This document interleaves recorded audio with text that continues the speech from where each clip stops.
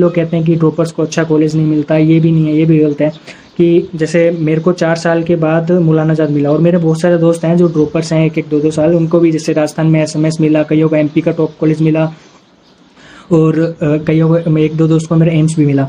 तो ऐसा नहीं है कि ड्रॉपर्स का होता नहीं है या अच्छा कॉलेज नहीं मिलता, ऐसा नहीं है। ड्रॉपर्स का होता भी है और अच्छे कॉलेज भी मिलते हैं अगर पढ़ो तो।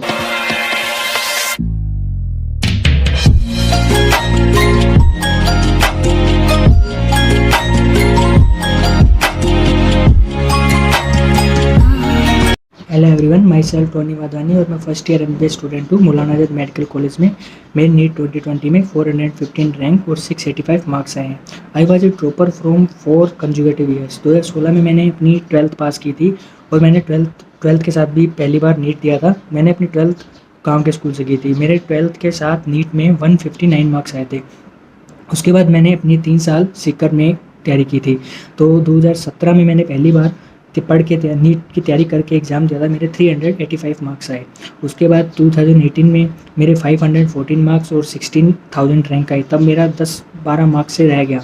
उसके बाद 2019 में मेरे 567 मार्क्स और 17,000 रैंक आई, तब भी मैं 10-15 मार्क्स से रह गया था।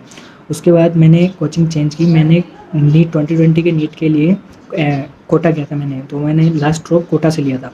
उसमें मेरे 685 मार्क्स और 415 रैंक आई। ऊपर ईयर में मेरी सबसे पहली जो गलती थी वो थी टाइम मैनेजमेंट। ऐसा नहीं है कि मैं पढ़ता नहीं था, लेकिन मेरे को ये नहीं पता था कि कैसे पढ़ना है। तो मतलब मैं ढंग से किस चैप्टर को कितना टाइम देना है, किस चैप्टर को कितना कम टाइम देना है, किस चैप्टर से ज़्यादा क्वेश्चन आ रहे हैं तो उसको ज़्यादा टाइम दें, किस क्वेश्चन से कम क्वेश्चन आ रहे हैं तो उसको थोड़ा कम टाइम दें। तो ये मेरे को नहीं पता होता था। और कोई हार्ड टॉपिक आ जाता था तो फिर मैं उसे छोड़ देता था कि चलो ठीक है, इसमें डाउट आ रहा है तो ये तो चलो ठीक है, सर से बाद में पूछ लेंगे, और ये चैप्टर हार्ड है तो इसे छोड़ देते हैं, अभी पहले ईजी वाले कर लेते हैं।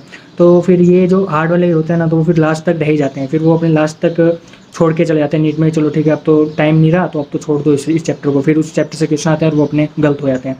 तो इसलिए ये नहीं करना चाहिए। जब भी डाउट आए तो उसी वक्त अपने किसी टीचर से या किसी कोचिंग के टीचर से पूछ लेना चाहिए। दूसरी गलती ये थी कि माइंड सेट नहीं होता ड्रॉपर्स का, कि ड्रॉपर्स ये सोचते हैं कि मेरा इस साल भी नहीं होगा, इस साल ना हुआ तो मैं क्या करूँगा, मेरे इतने साल बर्बाद हो गए हैं, अब मैं करूँ क्या करूँ। तो और आसपास के दोस्त भी कहते रहते हैं कि तेरे इतने साल हो गए, अब तो तू बीएससी कर ले, नर्सिंग कर ले, कुछ भी कर ले, तो और कोई कोर्स कर ले। लेकिन ऐसा नहीं सोचना। कई बार टाइम लग जाता है, मतलब ऐसा नहीं है कि होगा नहीं, लेकिन टाइम लगा कर हो जाएगा। तो ये मत सोचना कि मतलब नहीं हो रहा तो अब इस बार भी नहीं होगा। और कोटा में जैसे कि टीचर्स थे तो मैं उनसे पूछता रहता था कि सर मेरा मतलब ये कि इतने साल हो गए हैं अभी तक नहीं हुआ। तो फिर वो बोलते थे कि अब इस साल भी अगर तू ऐसे ही मतलब माइंड सेट नहीं रहेगा तेरा तो फिर इस साल भी नहीं होगा, तो अगले साल वापस तो आएगा। तो इसलिए ये मत सोचना कि हाँ हमारा इस साल भी नहीं हुआ तो क्या होगा। तो ये मत सोचो, ये सोचो कि हाँ इस साल तो लेना ही है, इस साल तो सिलेक्शन लेना ही है हमें। और जो कई बच्चे होते हैं कि मतलब कहते हैं कि ना उस बच्चे के तो इतने मार्क्स आ रहे हैं, मेरे इतने कम क्यों आ रहे हैं, वो तो वो बुक सोल्व कर रहा है, मैं तो ये नहीं कर रहा, मैं वो कर रहा हूँ, वो दूसरी बुक कर रहा है। तो ये नहीं सोचना, कभी कंपेयर एक दूसरे को किसी के साथ मत करना। अपने आप को तो बिल्कुल भी नहीं कंपेयर करना कि मेरे इससे नंबर कम आ रहे हैं, ज़्यादा आ रहे हैं। और अपने नोट्स पर पूरा भरोसा रखना है जो तो तुम्हें कोचिंग वालों ने दिए हैं। अगर तुमने कोचिंग में एडमिशन लिया है तो उस पर भरोसा करके लिया है, तो फिर उसके नोट्स भी तुम फॉलो किया करो। तो ऐसा नहीं है कि मतलब ये सोचो कि नहीं ये मेरे नोट्स अच्छे नहीं है, मैं तो उस कोचिंग के पढ़ूंगा। तो ये नहीं है। जो तुम्हारे पास सफिशिएंट नोट्स हैं तो वो सब अच्छे हैं, जो भी है मतलब उनको पढ़ लो, उनको ही पढ़ लो, उनको पढ़ने से बहुत अच्छा है। और कई लोग कहते हैं कि ड्रॉपर्स को अच्छा कॉलेज नहीं मिलता, ये भी नहीं है, ये भी गलत है। कि जैसे मेरे को 4 साल के बाद मौलाना आज़ाद मिला और मेरे बहुत सारे दोस्त हैं जो ड्रॉपर्स हैं 1-1 2-2 साल, उनको भी जैसे राजस्थान में एसएमएस मिला, कईयों को एमपी का टॉप कॉलेज मिला और कईयों को 1-2 दोस्त को मेरा एम्स भी मिला। तो ऐसा नहीं है कि ड्रॉपर्स का होता नहीं है या अच्छा कॉलेज नहीं मिलता, ऐसा नहीं है। ड्रॉपर्स का होता भी है और अच्छे कॉलेज भी मिलते हैं अगर पढ़ो तो। और जैसा कि वैसे ये है कि अब जैसे लॉकडाउन चल रहा है तो कईयों की पढ़ाई नहीं हो पा रही है, सोच रहे हैं कि कोचिंग नहीं हुई तो पढ़ाई नहीं। जो तुम्हारे पास नोट्स पिछले साल के पढ़े हैं तो वो उनको तुम पढ़ के सिलेक्शन ले सकते हो अच्छे से। उनको बार बार पढ़ो। कई बच्चे कहते हैं कि मेरा तो वो पॉलीमर, बायोमोलिक्यूल्स और एवरीडे वाले में तो मेरे को समझ नहीं आता, मैं उसे छोड़ देता हूँ। तो उसे वो फ्री के मार्क्स हैं, उन्हें छोड़ना नहीं है, उन्हें करना है। मन ना करे तब भी पढ़ लो उसको, तो क्योंकि पढ़ के बाद में भूल जाना उसको, लेकिन अभी एक बार कैसे ना कैसे करके उसको पढ़ डालो। मतलब बार बार पढ़ो, रट लो उसको। इसमें दिमाग तो लगाना ही नहीं है, बस पढ़ना है, रटना है। तो और कई बार बायो के चैप्टर भी कई कहते हैं कि यार ये तुम्हें समझ नहीं आ रहा, मेरा एनसीईआरटी से पढ़ ही नहीं रहा। तो ये गलत है। तो एनसीईआरटी से एक एक लाइन अपने को रटी हुई होनी चाहिए। तो ऐसा नहीं है कि कोई चैप्टर समझ नहीं आ रहा तो उसे छोड़ रहे हो आप, ऐसा नहीं है, कैसे भी करके उसको रट लो, याद कर लो, समझना है याद कर लो, रट लो, बाद में भूल जाना। तो ऐसा ये सॉल्यूशन नहीं है कि उसे छोड़ दो। तो इसलिए छोड़ना तो कोई चैप्टर छोड़ना तो है ही नहीं, और बायो के एनसीईआरटी का तो कोई कुछ भी नहीं छोड़ना, एक लाइन भी नहीं छोड़नी है। नीट में तो वैसे भी एनसीईआरटी पढ़नी है, और अब जैसे कि 2-2.5 महीने बचे हैं, तो इस टाइम तक 1-2 बार सिलेबस तो अपना पूरा कंप्लीट हो जाना चाहिए।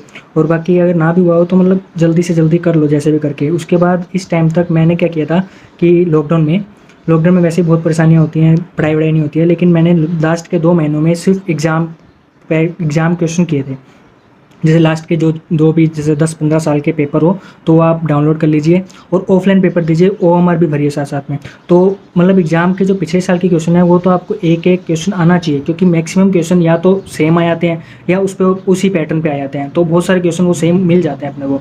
तो एग्ज़ाम वाली मतलब जो भी है एग्ज़ाम वाली जो बुक है 11-12 साल की पुरानी, तो वो तो अपने को करनी है, और वो रोज़ करनी है। रोज़ वो वाला पेपर तो एक करना ही है इस टाइम पे, और एक्स्ट्रा जो भी आप कोचिंग जिस भी ज्वाइन कर रखी है उसका पेपर भी रोज़ करना ही है। और जहाँ तक पॉसिबल हो आप ऑफलाइन पेपर करने की ज़्यादा तैयारी मतलब प्रैक्टिस कीजिए, ओएमआर भी साथ साथ में भरिए। मैंने लास्ट में बहुत सारे पेपर किए थे, 2 महीने लगातार मैंने कि ऑफलाइन पेपर तो किए थे, ऑफलाइन पेपर निकलवा के मतलब वो साइबर कैफे निकलवा के तो मैं करता था, ओएमआर भी भरता था साथ साथ में। तो ऐसे आप कर सकते हैं, ऑफलाइन पेपर कर सकते हैं। तो और केमिस्ट्री में जैसे कि बताऊँ, केमिस्ट्री में इनऑर्गेनिक में ब्लॉक केमिस्ट्री तो पढ़नी है एनसीईआरटी से, तो और इनऑर्गेनिक तो मतलब ब्लॉक केमिस्ट्री तो पक्का पढ़नी है, और साथ में मेटलर्जी भी। इसमें मेटलर्जी कई कहते हैं कि समझ नहीं आती है, पढ़ लो मतलब, क्योंकि क्वेश्चन तो आएगा ही। और इनऑर्गेनिक में पढ़ना तो है ही, इनऑर्गेनिक में एनसीईआरटी पढ़नी है, सब बहुत ज़्यादा ज़रूरी है, और ब्लॉक केमिस्ट्री के तो और भी ज़्यादा। और बायो में तो पढ़ोगे एनसीईआरटी, और फिजिक्स में बोले छोड़ सकते हो आप, नोट्स पे पूरा फोकस करो, और क्वेश्चन प्रैक्टिस बहुत ज़्यादा करो। और प्रीवियस ईयर के तो मैं बार बार कह रहा हूँ, प्रीवियस ईयर के तो रट डालो, सारे क्वेश्चन करने हैं प्रीवियस ईयर के, 10-12 साल जितने भी आए हैं। और जैसे आप देख रहे हो तो ज़्यादा टफ क्वेश्चन तो आ ही नहीं रहे हैं, मतलब क्वेश्चन आप प्रैक्टिस ज़्यादा करो, टफ क्वेश्चन की भले मत करो, इजी क्वेश्चन की करो, लेकिन क्वेश्चन प्रैक्टिस ज़्यादा करो। और फिजिक्स में तो बहुत ज़्यादा।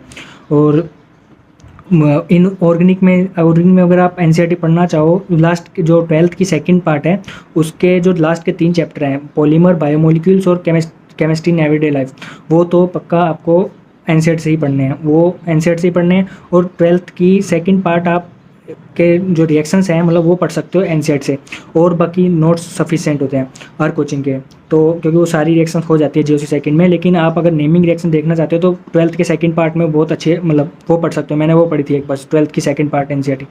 और बायो में एनसीईआरटी पढ़ी थी, और केमिस्ट्री में इनऑर्गेनिक की ब्लॉक केमिस्ट्री पढ़ी थी, और थोड़े बहुत जैसे मेटलर्जी हो गया और कोऑर्डिनेशन हो गया, ये थोड़े बहुत देखे थे।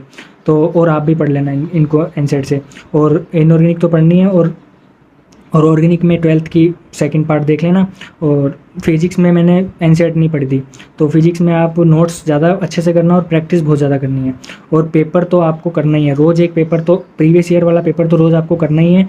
और आप चाहो तो और कोचिंग वाले भी मतलब करना ही है। और कोचिंग वाले वैसे ऑनलाइन हो रहे हैं इस टाइम तो, लेकिन आप पॉसिबल हो सके तो आप ऑफलाइन करो, ऑफलाइन मतलब साइबर कैफ़े भेज दो तो निकलवा लो, तो ऑफलाइन और ओएमआर भी ले आओ। तो मेरे हिसाब से ऑफलाइन करने चाहिए, क्योंकि पेपर ऑफलाइन होगा, और जैसे कंपटीशन बढ़ रहा है तो स्पीड बहुत ज़रूरी है, स्पीड और एक्यूरेसी।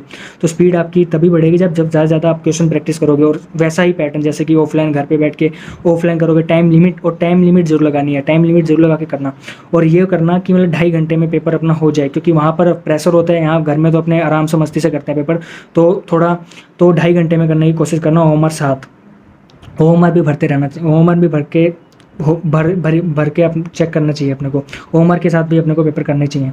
और लास्ट के 2 महीने में मैंने तो ये किया था, पेपर बहुत ज़्यादा किए थे, और रिवीजन बहुत ज़्यादा टाइम किया था मतलब। और ऑर्गेनिक में रिवीजन बार बार करना है, ऑर्गेनिक में जितने बार ज़्यादा पढ़ोगे ना उतना ही आपको याद रहेगा। कई कहते हैं ऑर्गेनिक याद नहीं होती, तो वो बार बार पढ़ने से याद होगी। तो ऑर्गेनिक को भले आप नोट से पढ़ो, लेकिन बार बार पढ़ो। और वो लास्ट वाले 3 चैप्टर पॉलीमर, बायोमोलिक्यूल्स और केमिस्ट्री इन एवरीडे लाइफ, वो तो एनसीईआरटी से ही पढ़ने हैं। और बाकी आप नोट्स को बार बार पढ़ के दे सकते हो, मतलब अच्छे से बार बार। और नेमिंग रिएक्शन बस 12th की सेकंड पार्ट में देख लेना आप, मतलब वो वाली एनसीईआरटी थोड़ी इंपॉर्टेंट है, उसको आप पढ़ सकते हो, बाकी आप नोट से सब कुछ कर सकते हो कवर।